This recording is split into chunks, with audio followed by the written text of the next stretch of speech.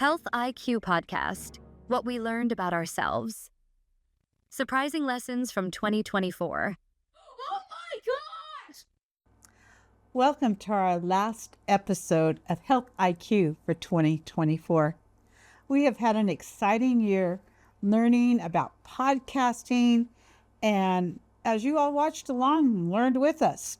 We hope you have learned some helpful information and maybe were even entertained a bit. Joining me at the table today is Joyce Runyon, our Council Assistant Coordinator and one of the people responsible for editing these podcasts.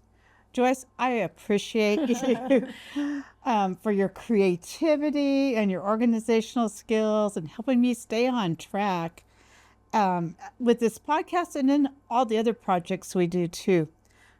We couldn't get it done without you. We could not do this without our cameraman and person of knowledge about all things digital. That's right. Bobby Hockaday. He's made this dream come possible by sharing his skills and knowledge. And believe me, I had no idea what all went into a podcast or how much we were signing up for. And I'm sure he didn't even realize what he was signing up for when he agreed. Oh, just to help us teach some kids how to make a film. And now, here we are 2 years later. You've become a true friend to us. And I am Brenda Bishop. I'm the coordinator for the Quake County Health Council. I'm definitely not an actor or a podcaster. But I hope I have asked questions that you wanted to hear the answers to. And before we go into some of the things we're going to talk about today, I would be remiss without thanking the Better Together project. Definitely. This project is what has funded our vaccine equity work, our vaccine uptake work, and all the equipment to film that we've been... For all the recordings we do. All right. And all of our podcasting equipment, even these cool new microphones that we got halfway through the year. Well, I need to give you a plug too, because although she says I'm the one that's organized, she's really the person that keeps us on track, trying to find new people to interview and talk to, and just trying to stay up with current things that our community needs information about. And so Brenda is absolutely essential to all things Health Council. And if it wasn't for her, I would not be here. So thank you for all the work you do. So for today's podcast, I thought it would be fun that we sort of take a look over the year at some of the things we learned from just each episode, some of the surprising things we might have learned during our research or from our guests.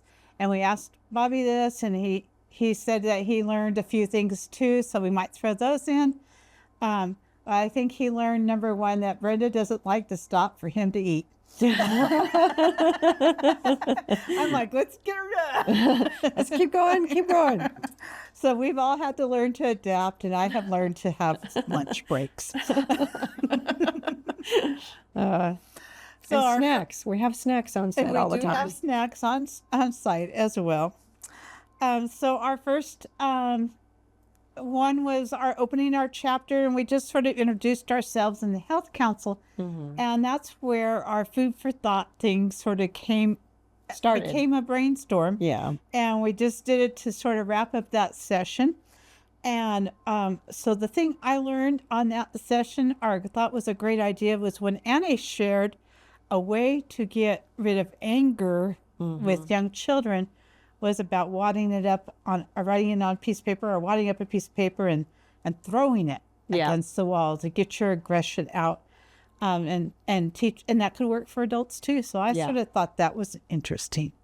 And then we moved into Thriving 24, where we wanted to say it's okay not to set a resolution. But we did have some tips for goal setting. We did. And I think one of mine was that I was going to try to sleep more. And I think I'm actually doing that better now. So I'm happy about that. So, and we talked about not having to start a goal at the beginning of the month. Yes. You don't have to wait till beginning of the week or the beginning of the month or the beginning of the year, that when you're Yes. ready to start a goal, you can can just just start start it. And even if you mess up during that day, you can restart and not just say, well, I think that was something Annie said. I already ate this, and so my diet is blown, and I'm just going to eat everything now. But, you don't have to do that. You Right. can just say, okay, I messed up this morning. I'm going to try to be better from here on out. And then we went to from shadows to sunshine, and we had one of our members who is a licensed mental health professional, and she was working with us on the podcast committee for a while, talk about seasonal affective disorder. And I think Bobby even joined us at the table that day. You did. And shared some of his experience with SAD. And we don't think about, I think what was to me is we don't think about that being an issue in our climate, where we have more sunshine than those up north, but it is an issue here as well. And so get outside, get some sunshine year round. Well, and then I think she said too that it's the reverse for some of our areas because it's too hot to go outside, and so we're kind of Yes. stuck indoors, and so that seasonal depression can work both ways. So our next episode was one of my favorites, and we actually did a whole series of Facebook posts with that. And that was our power of a purge. And I'm still working. Yeah. I started doing just one area at a time. That was one of the suggestions. But the other suggestion that I have really implemented was that you don't let it sit around once you decide you're going to get rid of stuff. You take it right away to the thrift store or wherever you're taking it, to the drop-off place. And I've been doing that so well that one week I took a box that had a thing I actually wanted to keep. And the next week when I went back, I said, I'm sorry, but last week I brought a box and I had things mixed up and I need one of those items back. And they said, How did it go? oh, they said, we figured you wanted it back, so we kept it for you. Oh, how funny. Because it was a belt buckle made for me after I had served in an office. So Well, very nice. And that's nice that they kept it for you. They said, I bet she'll come back. So yes. And that clutter, it's always constant. You have to keep up with it because once you say I'm done, clutter invites itself back. So then we did research and we did our pioneering protection, where we talked about the history of vaccines. And I learned so much researching that. yes, there was a lot of great information in there. And I think the most important thing out of that one was that worldwide deaths declined because of vaccinations. And there was a direct correlation between that. And so I think that's a real good testimony for the efficacy of vaccines. And then we had something fun with Dinner Dash. Yeah. We talked about easy recipes that we fixed our families to make a quick meals and help you during those springtime when everybody's in those spring sports. And I really enjoyed all the recipes everybody shared, and especially the one on egg roll supper. I thought that was good. pretty tasty, and I think that was one of yours. Yeah, that was one of our favorites.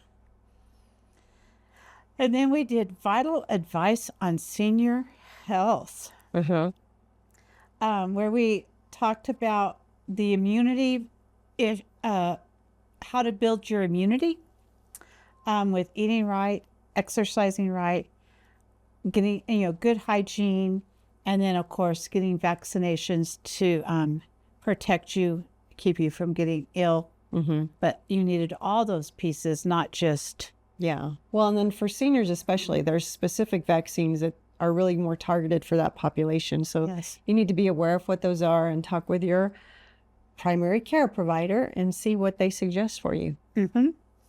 But I think we had LaDonna for that one. It was LaDonna. LaDonna Chacon. She was an excellent presenter. And then we did Be Prepared Prepper Pro, I think it was called, or yeah. something. Prep like a prepper pro. Prep like a Prepper Pro. It was also a tongue twister. And Annie did a lot of the research for that one. But it reminded me that I needed to update my digital belongings, or my digital record of my belongings, because years ago I did that, and it's on my little thumb drive in the safe deposit box. But we have bought a lot of stuff since then, or gotten rid of stuff, and Yeah, it's things have changed. changed. And Yeah, it's so easy to do nowadays with cell phones. exactly. You can just go in and do, and you've got it done. So that's really nice.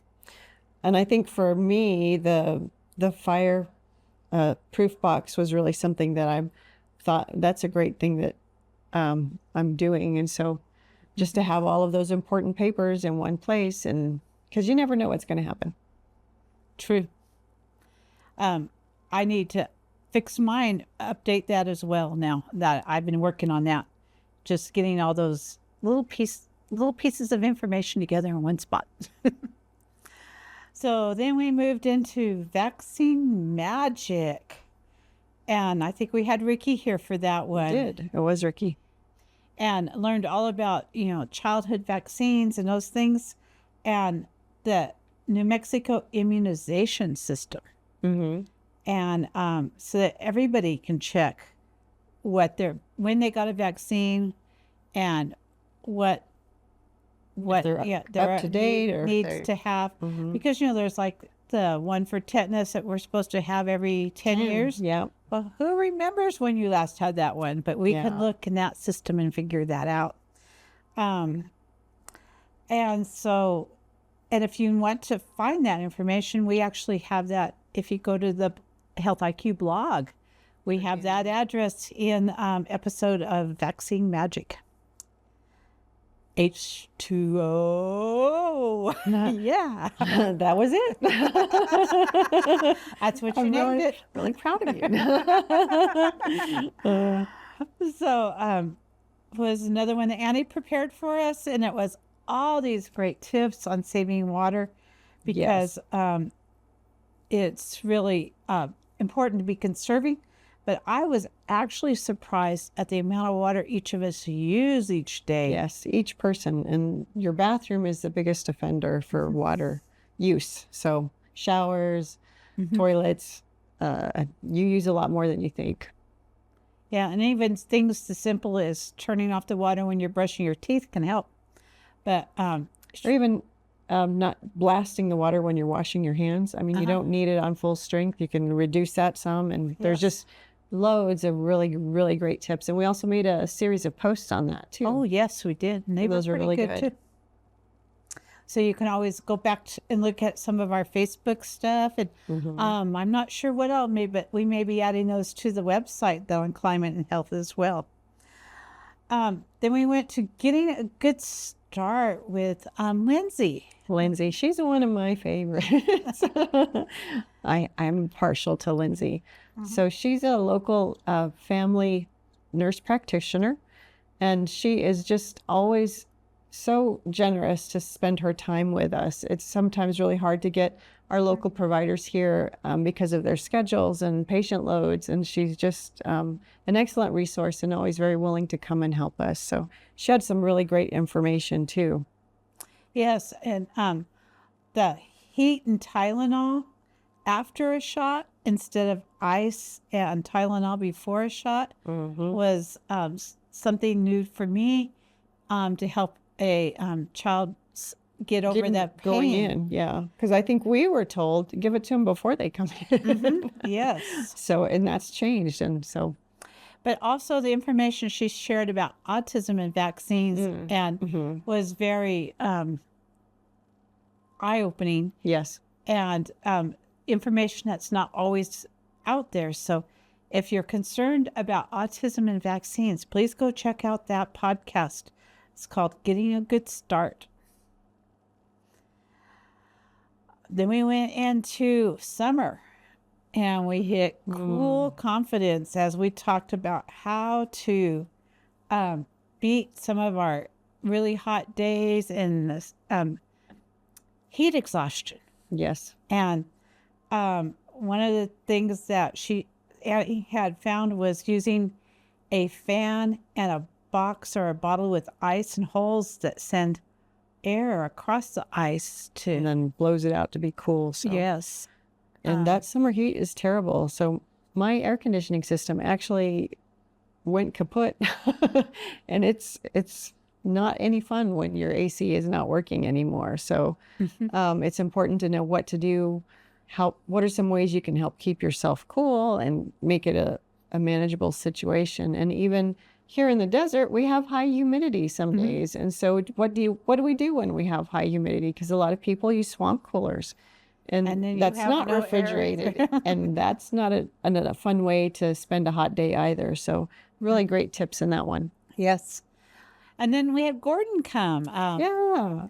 and share some very personal information about anxiety and how anxiety, And stress are related. or And- how they're related, but also how after that stressful situation is over, the anxiety may actually get worse. And that's normal. Yes. First. And that buildup, you would think, oh, well, now it's gone. But he called it a kind of a rubber band effect, that after that's been stretched out so far, it just kind of bounces back on you. You're like, well, what am I anxious about? Why do I feel bad? And so there's lots of things you can do to help with that too. And he also talked about the stigma that often is around men who we You don't- often they're not think supposed to need to have be problems. strong. Yeah. And they can't have stress and anxiety, and they have to, just suck it up. Yeah. Lots of stereotype stuff there. And then we sort of talked about what we were doing with digital media and sharing about all of the things that we were doing to encourage vaccines. And at that time, the measles outbreak had started again. And we talked about measles and the dangers of measles and the current numbers, which were high at that time. Yes. And then we had Dr. Tina. Oh, I love Dr. Tina too. Oh, yes. And you've got to come listen to this one if you haven't. I think it's called Health of Your Body Through Food. That doesn't make sense. I think it's healing your body. Healing. Okay. Yeah, I I think must it have was healing. mistyped that. Healing. That doesn't make sense. Healing your body through food. And so when she was talking about the importance of fermented foods, Real, true fermented foods, not the Right. things we get in our grocery store. not the jar of pickles, Yeah, because those are chemically fermented. but the ones that you actually let soak and ferment on their own, the importance of them to act as probiotics. Yes. And that would be like, I can't even say those. Kimchi. Kimchi, kombucha, and yogurt, real protein yogurt. You got to watch those a lot because they'll have a lot of added sugars. They'll have added, which adds your carbohydrates. And so you just really need to look at your label. And of course, if you make it at home, all the better. Yogurt, I think I would, I don't know. Yeah. But I'm sure you could. So if you have a good yogurt recipe, send it over. And then she talked about the importance of getting quality protein as well. And then we had Clyde. Yes. Rochelle's Clyde. Yes, and Clyde came, and he's a teacher, and he talked about getting your kid ready back to go to school, and some of the things that you should be thinking about in routines. But one of the things that he said that I took away was that that teachers really want you to communicate with them, to check on your child with them, and take an active role. And you're not bothering them if you Yeah. ask, what can you do to help your child succeed or improve? Or I thought another good tip from him was making sure everybody's phone is somewhere else during the night, period, so that it's charging not in anybody's bedroom, even the adult phones, that there's a place where those are all at. right. And then we moved to from tantrums to triumphs with Janet Griffiths. She's a faculty member at Mesalands Community College in the early childhood department. And she had so many great tips, but the one I picked that I hadn't really thought about before, because I had also studied a lot of the things she had studied Yeah. was about smart music, music that with a rhythm and emotion, like the old PBS TV shows that we had. They help make your kids calmer and smarter. And I thought that was interesting. Would not have thought about that Yeah. music with a rhythm and a beat making our kids calmer. And so she suggested making our own songs up for as we do chores or feelings or even Just talking for about whatever's weather. happening. We did that a lot at my house. So we have some crazy little tunes that are special to my family that probably would other people would look at us. Yeah. So, but it's a lot of fun to do with your kids. And I think it stimulates their creativity as well. So then we moved to Be Kind, which is all about our kindness one. And this is one we actually recorded earlier. So as you see it, you can see that we sort of Kind of step back a little. back. And I think one of the things our editing crew learned early on is they no longer wanted to have 4 cameras. Yes. Yes. Because it took too long to edit. And so I think may have still been on the several cameras on that one. I don't remember. But we concluded that one with a powerful message about the legacy we leave behind. And I remember that was the motto of my son's graduating class was about leaving a legacy or being a legacy. And so, well, you're going to be remembered for something, is what I will say. So make sure you have some positive input on that. yes. And so then we had Erin come from the extension office, and she talked about conquering the aisles and some tips for Grocery stores. grocery shopping and reducing your grocery bill. And once again, that was a topic I was pretty familiar with, so I didn't learn something other than the importance of embracing technology, which I'm not real good at, and clipping digital coupons. I'm still not sold. Yes. So I need to work on that myself to get those digital coupons and then use them. And, all of our places that have food here do have digital coupons. You just got to sign up for that. Yep. And then we moved into Beyond Thanks, which was one we recorded earlier as well on gratitude. Yes.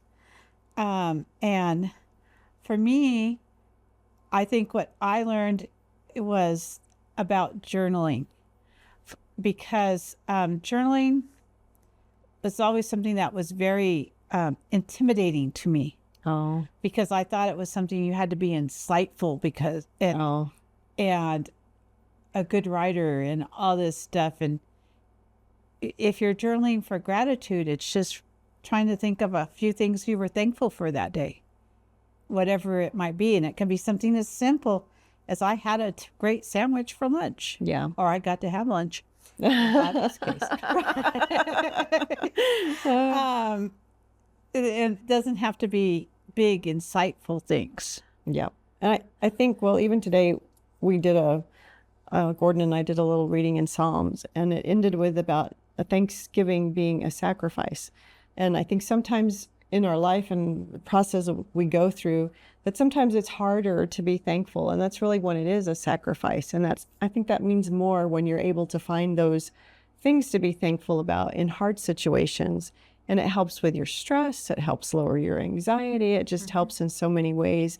And it helps to redirect your perspective into something a little bit more positive, even when it's a difficult time that you're going through. So gratitude is huge in so much of our perspective and how we interact with other people. So Yeah. Then we had Dr. Tina back for one of my Yay. favorite episodes, gut health. yes, And I because was we almost learned gut wrenching. we learned so much about gut health, but there was just like so much more to talk about. So we did a whole thing on that. And I think the thing that surprised me the most was when she said that we should chew our food 50 times for a piece of meat, a little less, at least 20 for vegetables. And she even had a quote from was it a Chinese proverb about that, how about the need to chew our food for a long, long time. I think it was like drink your food and eat your water. Something like that. Yeah. But basically that helps our whole body absorb the important things that we need and our gut to be healthy. And chewing is the first step to gut health. And so the more you chew your food, I've been really trying hard to work on that. Sometimes I just sit there and count. And I notice when I do that, I actually eat less because I'm chewing and my body has time to say, oh yeah, you've had enough. And so that's just it was a big, huge tip. And then everything with your digestive system. We always like to think like from here down and our stomach is the digestive system, but it's really as soon as it gets into your mouth, and that's why your teeth are there and you need to be chewing because that helps everything get started right. Right. And so it just reminded me of some of the stuff I used to read about mindful eating and eating slow, but this is even slower. So then we did one on Breathe Easy.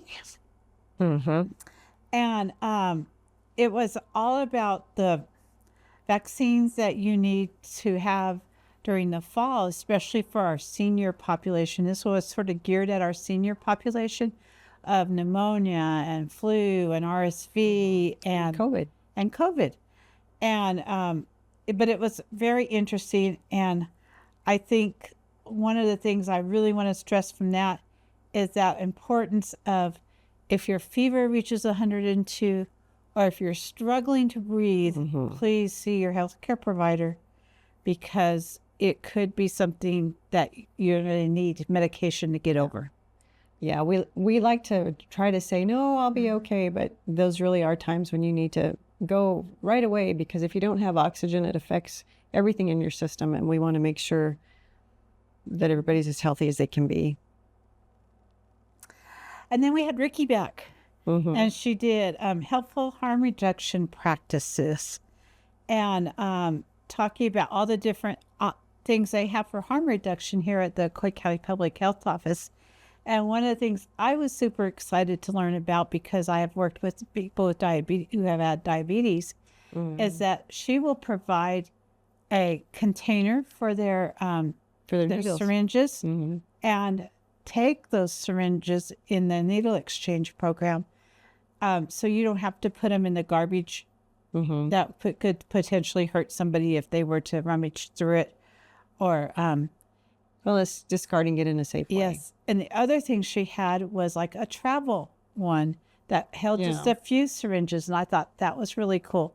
So if you're a person with diabetes or a person who has needles for another reason, be sure to stop by the Coy County Public Health Office and get some boxes to put your needles in and keep them safe. And harm reduction is just a hard concept for a lot of people. So she had some really good information about why we do that and why it's necessary. And then we shared a little bit about our upcoming project on anxiety and some of the studio that we did and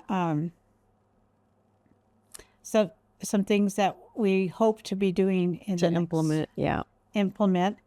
And I thought one of the interesting things in that was the what is a wall of, is it resistance? I think it's resistance. Yeah.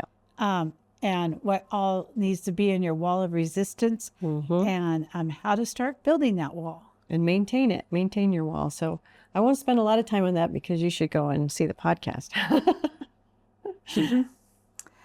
And then we did one with Rochelle where we learned about some of the data around substance misuse in the county. And we sort of found out that things are moving in a positive direction for us since we started our first substance misuse stuff, 4 years ago? Wow. I can't believe it's been that long. And so we have some of the things that we're learning through the New Mexico Community Survey is that people are implementing some of the prevention activities And so that was a pretty interesting. Well, that makes us feel successful about what we're trying to do too. So it's really good. And then we had Jessie come. Jessie used to work with me a lot in my previous job. And we talked about label reading. Big, huge, important. Really important. And of course, the most important thing, according to her, was serving size. But the rest of the part of the label really depends on what your health need is. If you're allergic to something, you really need to be looking at that ingredients list. Yes. But if you're needing to reduce your sodium, you need to be looking at the sodium content. Or if you're needing a diabetic, you need to look at the carbohydrates. So, but there was all kinds of important information on a label. And then we had a fun one. I think we had Rochelle and you and I. We talked. We just did Rochelle and I with diabetes. Yeah. And we talked about how to,